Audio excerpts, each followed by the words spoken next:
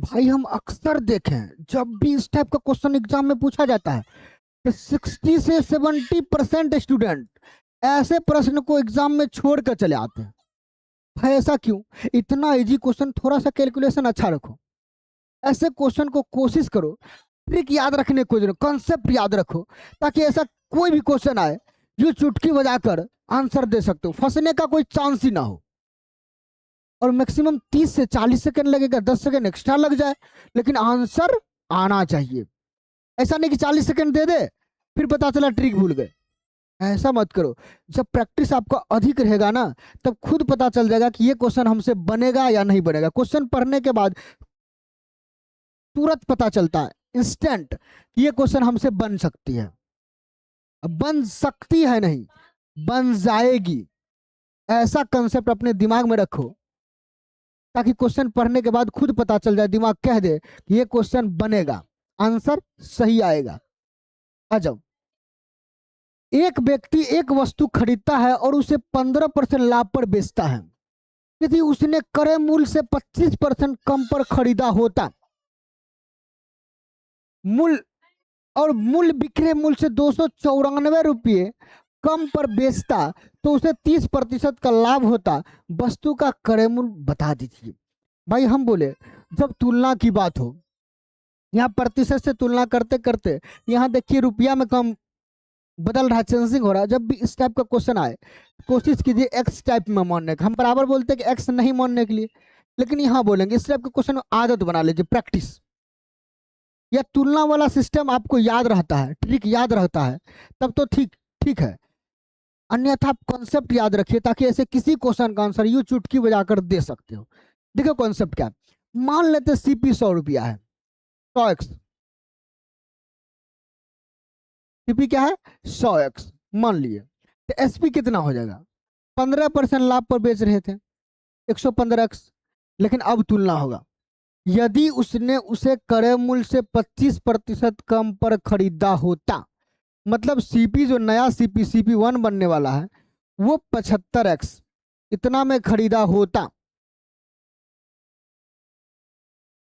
और मूल्य विक्रय मूल्य से 294 रुपया कम पर बेचता। अब विक्रय मूल्य कितना है?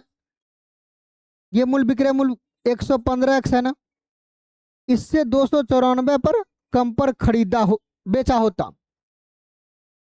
294 कम पर बेचता, तो उसे 30% का लाभ होता। अब इस दोनों का कंपेयर 30% लाभ के बराबर है, समझ गए ना? यानी ये सीपी एसपी सीपी से कितना 30% अधिक है। कोई दिक्कत नहीं है। तो वस्तु का क्रय मूल्य ज्ञात कीजिए। अब इसको बनाने का दो तरीका है। एक तो है कि इस दोनों का अंतर 30% के बराबर ला के 100% लाते हैं, आंसर आ जाता है सीपी। पहला तरीका। दूसरा तरीका सीधा करेंगे। अब इतना तो एग्जाम में लिखना नहीं था, ये तो हम दिखा रहे थे डेमो के लिए, ये दिखाना था मेरा काम। आप एग्जाम में करते क्या, तुरंत देखते कि हम उसको एक्स माने थे, सीपी तो 25% कम पर खरीदे होते, तो 75x में खरीदे होते, तो लाभ की बात हो रहा है। ये लाभ हो रहा था 30%, यानी एक 13/10। ये किसके बराबर होगा? तो एसपी से 294 कम में बेच रहे थे, यानी 100 की वस्तु पहले 115 में बेच रहे थे, तो 115x माइनस 294 के बराबर करना था। अब कैलकुलेशन पावर आपका अच्छा होना चाहिए। अब जो कैलकुलेशन पावर कैसे ठीक करते हैं, सबसे पहले इसको काटेंगे, 15 बार में कटेगा, इसको काटेंगे 2 बार में। 15 गुना 13 कितना होता भाई? 195। तो 195x किसके बराबर होगा? 2 से गुना, 230x माइनस ये कितना होगा भाई? 588। अब हमें किसका माना गया? यहाँ देखो, 588 एक साइड आएगा, ये 195 घटेगा 230 में, तो कितना होगा? 35x। ये 35x किसके बराबर होगा? तो 588 के। हमें चाहिए क्या? हमें वस्तु का क्रय मूल्य सीपी चाहिए, यानी 100x का मान चाहिए।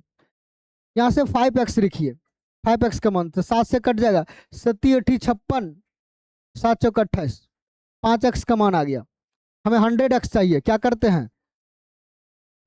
20 से गुना कर रहे हैं भाई, 20 से गुना कर रहे हैं ना, देख लो ये 20 गुना है, तो यहाँ भी 20 गुना कर लेंगे। 20 से गुना करेंगे तो 4 दूना 8, 8 दूना 16, 1680। इसका राइट आंसर क्या होगा? 1680, ऑप्शन नंबर 4 इसका करेक्ट आंसर होगा। तो दोस्तों यह वीडियो कैसा लगा कमेंट्स करके बताओ।